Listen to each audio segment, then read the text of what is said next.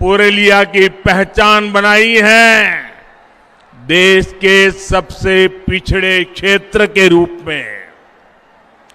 ये लोग कैसे काम करते हैं, इसका बहुत बड़ा उदाहरण है Purulia piped water supply project.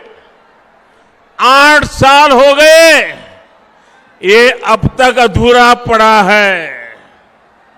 साहेब बांध सरोवर की स्थिति भी आपके सामने है। यहां के किसानों को, यहां के लोगों को इसका जवाब कौन देगा दीदी? दीदी, ये लोग आपसे जवाब मांग रहे हैं। जवाब मांग रहे हो कि नहीं मांग रहे हो? दीदी ने जवाब देना चाहिए कि नहीं देना चाहिए? दीदी ने अपना काम का हिसाब देना चाहिए कि नहीं देना चाहिए? अरे दीदी, बोछोरेर पोर बोछोर धोरे एकटा सेतुओ तैरी करते पारलो ना तृणमूल। এখন বলছে উন্নয়নের কথা। और इसलिए आज मैं पुरुलिया के लोगों को,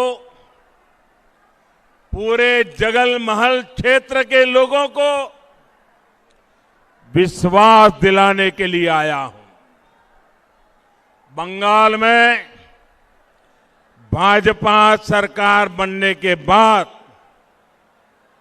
आपकी इन दिक्कतों को प्राथमिकता के आधार पर दूर किया जाएगा। जब बंगाल में डबल इंजन की सरकार बनेगी, एक दिल्ली का इंजन और दूसरा बंगाल का इंजन, जब डबल इंजन की सरकार बनेगी तो यहां विकास भी होगा और आपका जीवन भी आसान बनेगा। यहां पुरुलिया में तो टूरिज्म की भी इतनी संभावनाएं हैं। यहां पर हैंडीक्राफ्ट का इतना बेहतरीन काम होता है, इन सभी को बढ़ावा दिया जाएगा। भाइयों और बहनों, इस क्षेत्र जैसा ही जल संकट देश के अन्य क्षेत्रों में भी रहा है। जहां जहां भाजपा को सेवा करने का मौका मिला, भाजपा सरकारों ने वहां सैकड़ों किलोमीटर लंबी पाइपलाइनें बिछाई, हजारों तालाब बनवाए और आज इन क्षेत्रों में पानी का संकट तेजी से दूर हो रहा है। पानी की उपलब्धता बढ़ी है तो आज वहां के किसान अलग अलग तरह की फसलों को उगाने लगे हैं।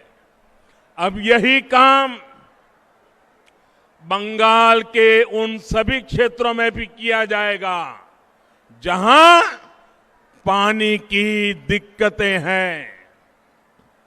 साथियों,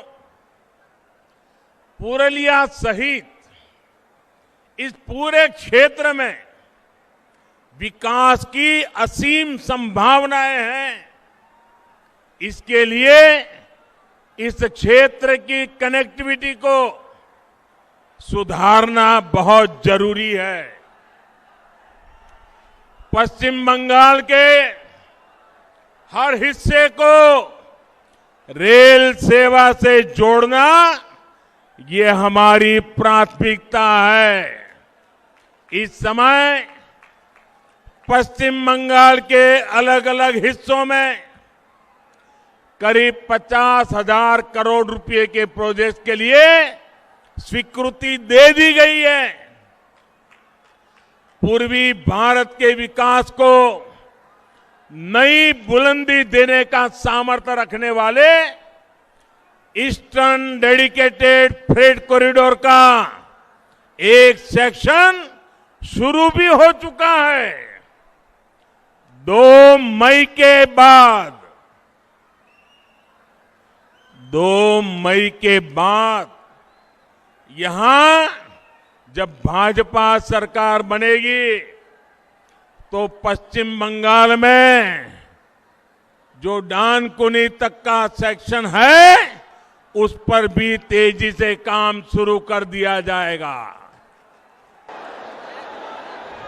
पुरलिया भी इस कॉरिडोर से जुड़ेगा और यहां उद्योगों के लिए, रोजगार के लिए अनेक अवसर बनेंगे। रेल के अलावा रोड कनेक्टिविटी को भी सशक्त किया जा रहा है। इस वर्ष के केंद्र सरकार के बजट में पश्चिम बंगाल में हाईवे का सिस्टम मजबूत करने के लिए हजारों करोड़ रुपयों की भी विशेष व्यवस्था की गई है। साथियों, 2 मई के बाद जब यहां भाजपा सरकार बनेगी तो पुरलिया सहित इस पूरे क्षेत्र में ऐसी व्यवस्थाएं बनाई जाएगी ताकि लोगों को पलायन के लिए मजबूर न होना पड़े।